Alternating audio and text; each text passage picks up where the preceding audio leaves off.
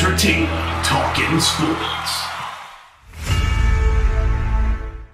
What is going on, football fans? Back at it with another New York Giants video. And yes, you're getting some different scenery today as I'm not at home. I don't have the green screen. I did go to my brother's wedding. So I'll be in the hotel now for the next couple of days. I'll be live tonight with Bad Dog. So you'll get this setting. No, it's not fake. This is not a green screen. This is real. In addition to that, I'll be live streaming the game on his channel tomorrow. So hopefully some of you guys check that out. We have a good time as we hope that the New York Giants are able to get off to a 4-7 start and actually capture the lead in the division if the Eagles are able to lose on Monday night. But we'll have to wait and see how that all plays out. But I wanted to jump into the news of the day and touch slightly on Matt Patricia, but mainly talk about Oshane Ximines as news has come out that Oshane Ximines will miss the remainder of the season now as he will be having surgery on his rotator cuff, which is very unfortunate for Ximines. And now it begs the question for the New York Giants, what do we do at that position, not just this year, but going forward? And, we knew that that was going to be a need going into the offseason anyway. The question is, how will the New York Giants prioritize that need in comparison to some of the other needs on this roster? And how will free agency and the draft play out at that position, depending on where we're picking and depending on how the market plays out for which players the New York Giants may be able to bring in?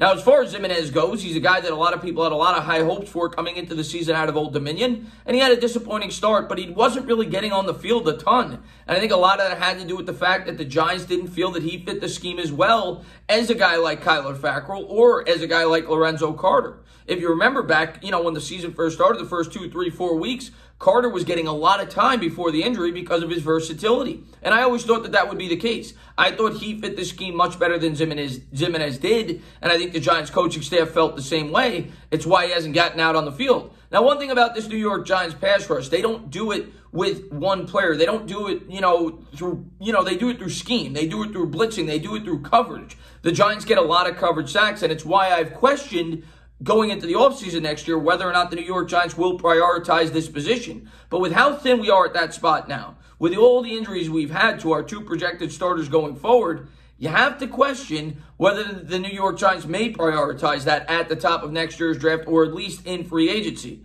Lorenzo Carter came into the year. I had pretty high expectations for him because, like I just said, I thought he fit this scheme very well. The product out of Georgia, very versatile. I thought they'd be able to scheme him well, and I thought he actually played pretty well before the injury. But at the end of the day, Lorenzo Carter has never been consistent with this team. And is he really a guy you could depend on long-term coming off an injury? After all, we saw what happened to Ryan Conley, a guy that a lot of New York Giants fans love coming into this season, coming off the injury. He's no longer a part of this roster. And the same can be said for Oshane Ximines. Outside of a couple of hot games down the stretch last year, what has he really done for this team, even though, he's been given a limited sample size? It's not like he's been getting a ton of snaps. Last year, he was sharing time with Golden and Carter and everybody else.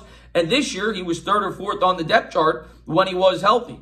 As far as the way it's going to impact this year's roster, I don't think it really impacts it in any way, shape, or form. The Giants did call up Nico Lalos from the practice squad. They did add Jabal Sheard a couple of weeks ago, the veteran D-end, or outside linebacker, I should say, who played in New England with Joe Judge. So maybe he'll get a bit of more playing time, but it's not like he was playing to begin with. And this New York Giants defense has held up pretty strongly, even without the presence of those players. And the reason being, I think Patrick Graham has done a hell of a job scheming the New York Giants to victories on defense. That is the strength of this defense. It is the head coach and the defensive coordinator, rather, and the head coach.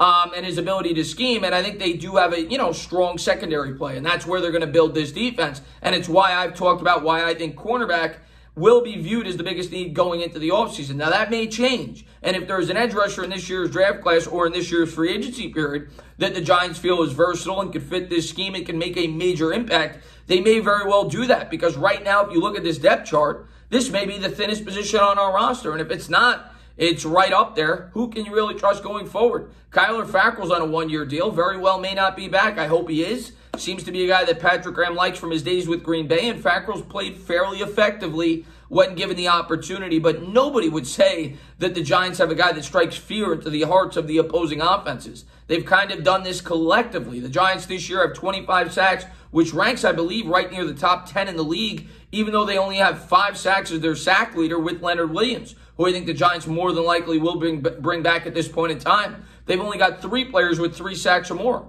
One of them being Dexter Lawrence, the interior defensive lineman. And I think Fackrell has 3 as well. So they've kind of done it as a team, as a unit. And it's kind of what I expected. I think most Giants fans expected going into this year. And it's why I still don't know for a fact of what, that the New York Giants will prioritize that position. They may very well look at it like we could find a guy in the second or third round that could fit our scheme, kind of like what they tried to do with Carter Coughlin, even though he was much later in the draft. Maybe they go third round. If you look at the New England Patriots historically, they've never really emphasized that position. It is rare that they've spent a first-round pick at that spot. And at least in recent years, they've really tried to bulk up that secondary, and that's kind of the future of a lot of NFL defenses, specifically that play the 3-4. They like to be able to give you a number of different looks. And we'll see. I mean, a guy like Bud Dupree's a guy that I think would fit here very nicely. He seems to be a versatile piece. He seems to be a guy that could drop back in coverage and do things like that. But we're also going to have to see about whether or not the Pittsburgh Steelers even let him hit the open market.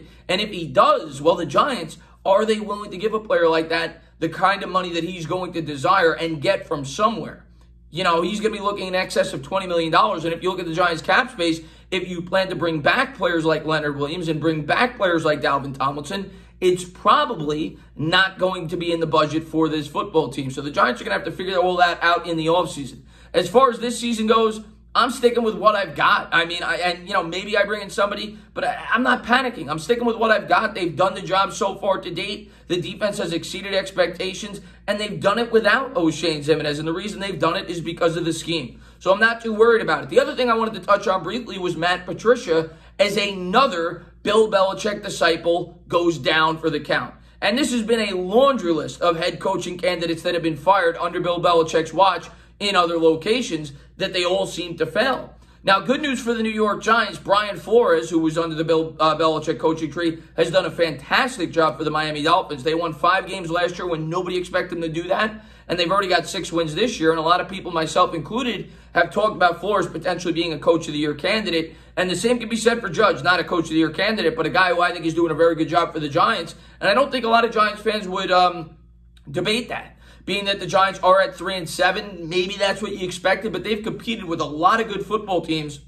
and had to overcome a lot of things this offseason. I'm not saying that Joe Judge is 1,000% the answer, but I'm not going to let Bill Belichick's previous coaching tree scare me into whether or not he could be a good head coach. And maybe Patricia will get another job somewhere else. The other thing you have to question, a lot of Giants fans have brought up the fact that they're scared that Patrick Graham may get a job somewhere else, being that he's done such a great job for the New York Giants as a defensive coordinator. And if he did, wouldn't Matt Patricia be an ideal fit as a potential defensive coordinator for the New York Giants, and maybe a guy that the Giants keep an eye out on? Patricia actually started his career as an offensive line coach for New England before becoming a defensive coordinator, so he does have some experience on both sides of the ball. He has a working relationship with a lot of the guys on this coaching staff. So I would think Patricia could potentially be a fit for the Giants if Patrick Graham were to move on, or maybe he could take an assistant defensive coordinator job, next year if he wanted to come to the New York Giants. The thing is,